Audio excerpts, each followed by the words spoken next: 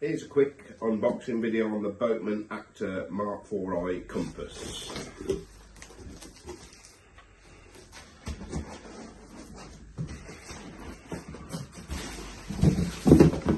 Right, all your accessories will be in the nose end.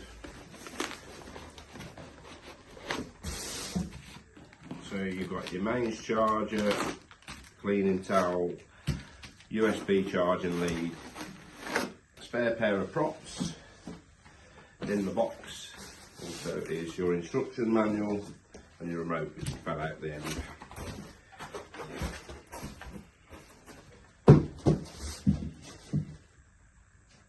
Before use, you're going to need to charge the boat battery and the remote. The battery is under the front here, and for transit purposes the battery's cable tied in, which you'll need to cut to remove the battery. With the battery removed from the boat, you're now ready to charge it. I've already got the mains charger plugged in. You can see the lights on green. Plug it into the charging port on the side of the battery and you can see that's gone red. Now it will stay on red until it's charged and turn green once it's fully charged. Don't leave these batteries on charge unattended for long periods of time. It's recommended by the manufacturer to take them off charge as soon as possible after going green, so don't leave them overnight and don't leave them unattended.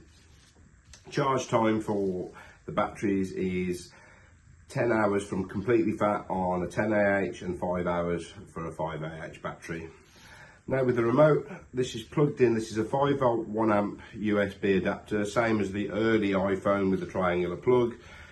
Now that just simply plugs in the bottom of your remote like so, and that's already fully charged, so that's green, that's good to go. After you've charged the battery, it's ready to go in the boat now, so always connect it up while it's out of the boat because it's a lot easier than trying to get your hand in there to do it. And it locates in 2 slots at the side and then clips in. And there's a little tab at the top, make sure you push that down, otherwise it impairs the lid. Lid on. Okay.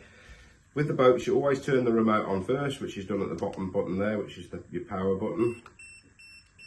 That's beeped 4 times. Each beep is 25% charge, so that's telling us it's fully charged. Then turn the boat on after. Now we're going to go through the functions of the remote. So here we go. Top left button is your centre hopper, just a quick press.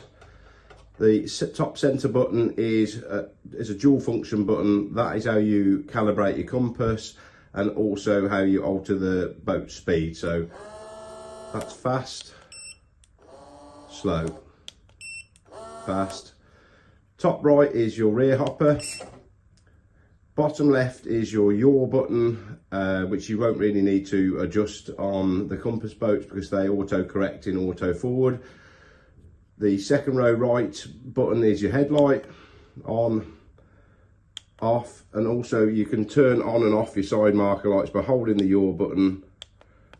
And there you go, turn the light button, turn them back on, yaw button, light back on again. And the bottom on off button is, if you just give it a quick press, that will give you 1 beep per 25% charge. So 4 beeps equals 100% charge. Now the joystick function, the motors will operate as far as you push the joystick. So if you only move it a little bit, it'll go slow and obviously faster.